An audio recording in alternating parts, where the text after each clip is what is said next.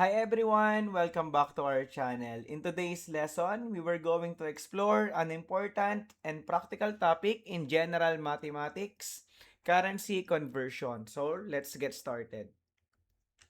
So, let's start first with the key terms and definition. So, define muna natin yung currency. Okay? So, currency is a system of money used in a particular country. For example, PHP, USD, Euro, Yen. So, ano ba tong mga to, guys? So, yung PHP, ito yung ginagamit sa Pilipinas, no? When we say PHP, that is Philippine pesos. Nakuha?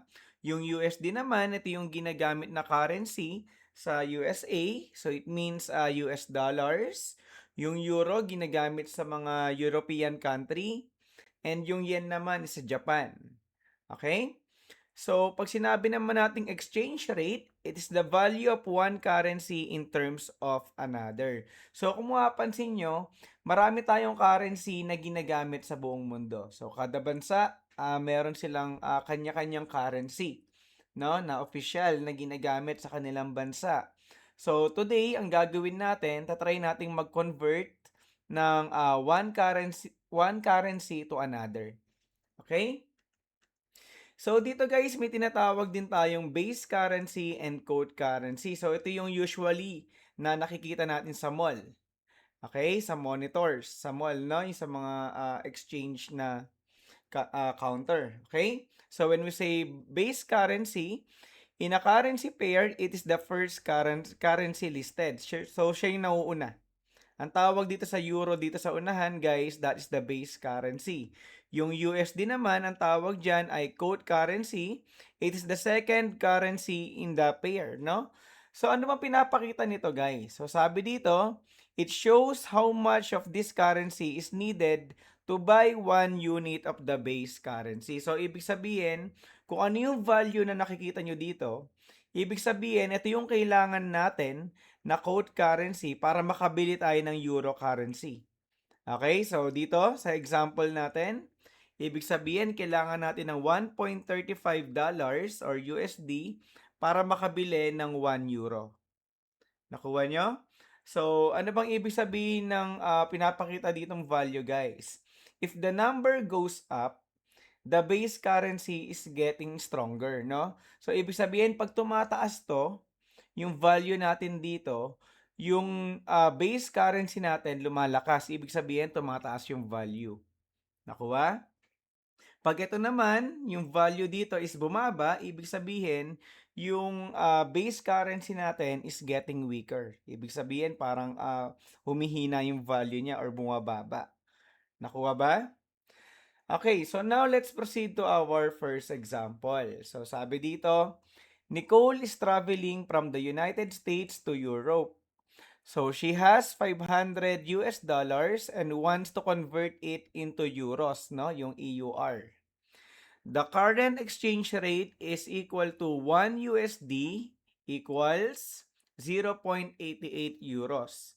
So how much money in euros will Nicole have? So ibig sabihin, sabi dito sa problem natin, si Nicole ay magta-travel from USA to Europe. So, syempre, kung nasa US siya, usually ang hawak niyang pera dyan naka-USD.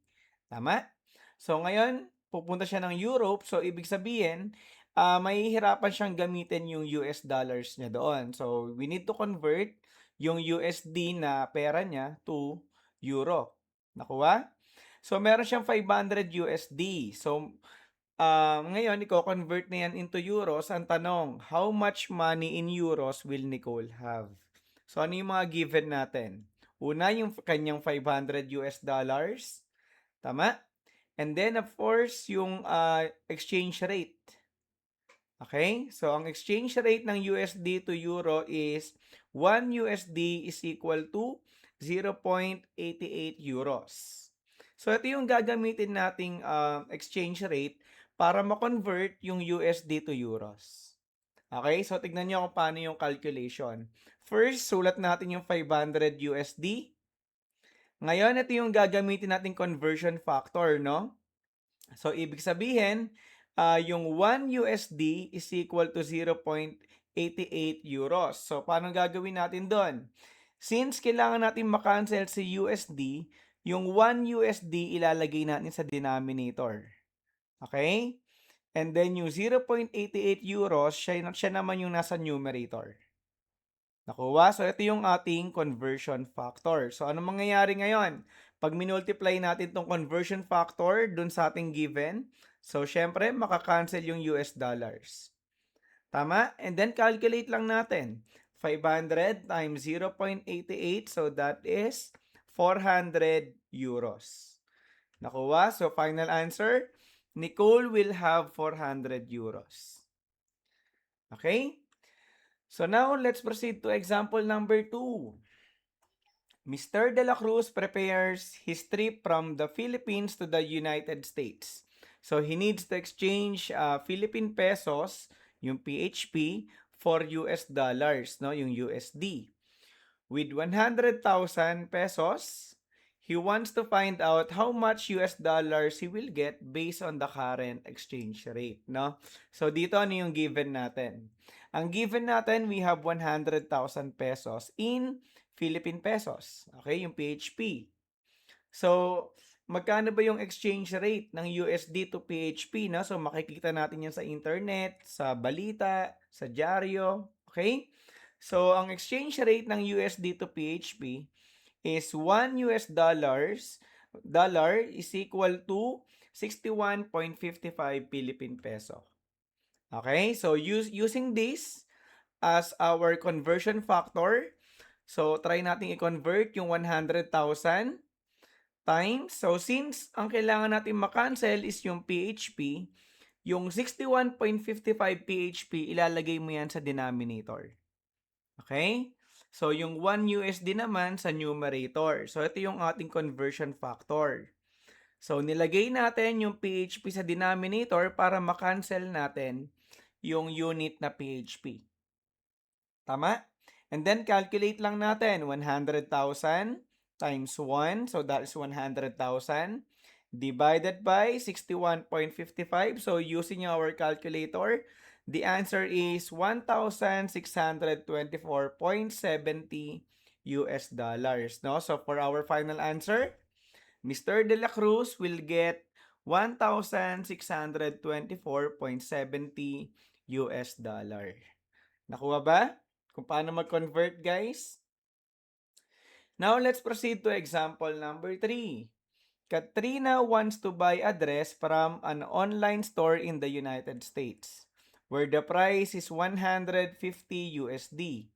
So, how can Katrina convert the dress price to Philippine pesos? So, dito ang given natin is yung 150 US dollars, no? So, ganun ulit. Using the same exchange rate, USD to PHP, so that is 1 US dollar is equal to 61.55 PHP. Okay? So, dito guys, since USD yung ating i-convert, so yung 1 USD siya naman yung nasa denominator. Tama? Yung 61.55 PHP naman, siya yung nasa numerator. Okay? So, nagkabaliktad, no? Yung ating conversion factor. Kanina yung PHP ang nasa denominator, tama? So, laging tatandaan, para makancel yung unit dito sa ating given, kailangan yung kanyang same unit nasa denominator. Okay, so calculate lang natin. 150 times 61.55, so that is 9,232.5 PHP.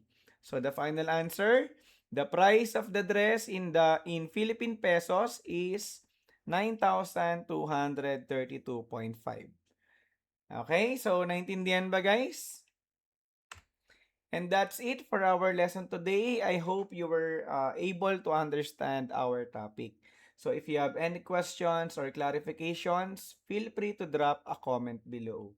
So thank you so much guys for watching. This is Prof. D. See you in the flip side. Bye!